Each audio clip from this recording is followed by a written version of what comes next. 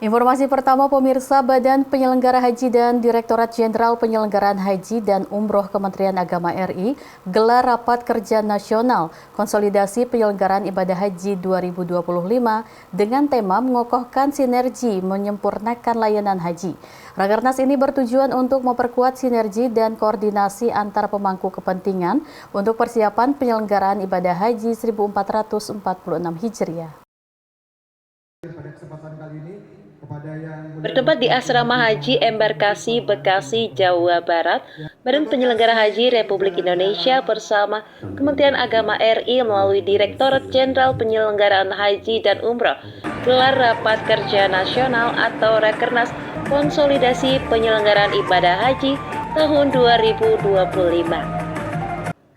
Dengan tema mengokohkan sinergi menyempurnakan layanan haji, hal ini untuk memperkuat sinergi dan koordinasi antar pemangku kepentingan untuk persiapan penyelenggaraan ibadah haji 1446 Hijriah tahun 2025.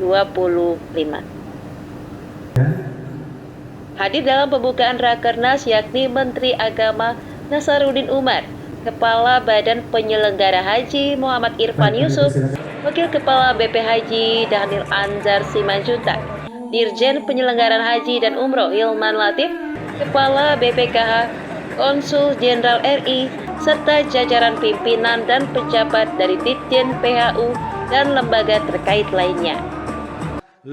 Kepala Badan Penyelenggara Haji Muhammad Irfan Yusuf dan Menteri Agama Nasaruddin Umar secara resmi membuka Rakernas konsolidasi penyelenggaraan ibadah haji tahun 2025.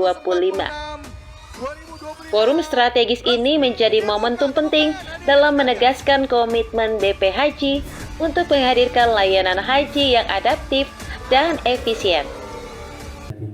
Irfan Yusuf dalam sambutannya menegaskan pentingnya transformasi dan sinergi dalam meningkatkan kualitas pelayanan ibadah haji serta peningkatan profesionalisme dalam seluruh rantai penyelenggaraan dari pusat hingga daerah.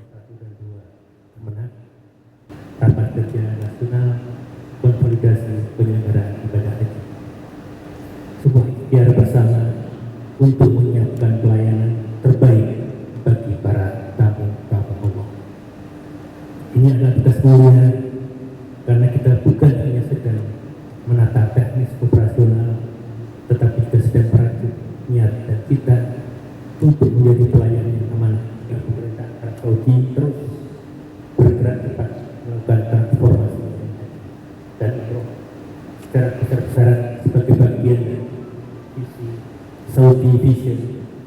Perubahan ini tentu menjadi tantangan nyata bagi kita, namun sekaligus peluang emas, sebab inilah momentum terbaik bagi Indonesia untuk menyempurnakan sistem penyelenggaraan kita agar lebih efisien, lebih adaptif, dan makin siap menghadirkan layanan haji yang setara dengan standar global tanpa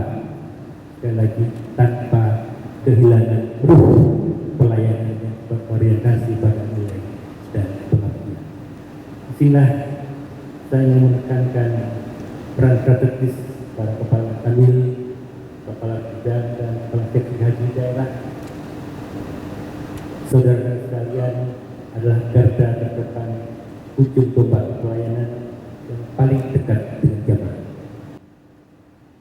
Sementara itu, Menteri Agama Republik Indonesia Nasaruddin Umar dalam arahannya mengapresiasi atas kerja keras seluruh pihak yang terlibat dalam penyelenggaraan haji.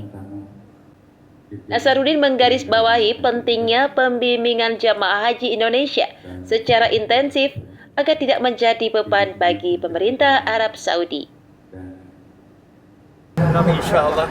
Jadi saya tidak ingin mengatakan 100% karena masih ada aksesoris yang tertentu perlu diuruskan. Tapi in prinsip semua yang prinsip-prinsip itu sudah selesai.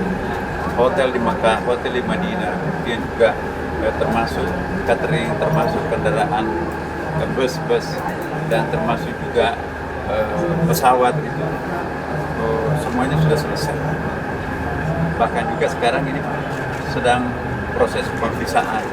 Dan itu juga masih ada waktu dan ini betul-betul sangat kencang ini kita lakukan proses pemeriksaan di Saudi Arabia kerjasama dengan kita tentu. Dan juga menurut kami baru dapat tamu juga dari Dirjen Migrasi Saudi Arabia ya. Mereka sangat memuji langkah-langkah yang kita lakukan di Indonesia, sehingga kata beliau inilah jemaah haji yang paling tertib di setiap tahun di Saudi Arabia. Pantas.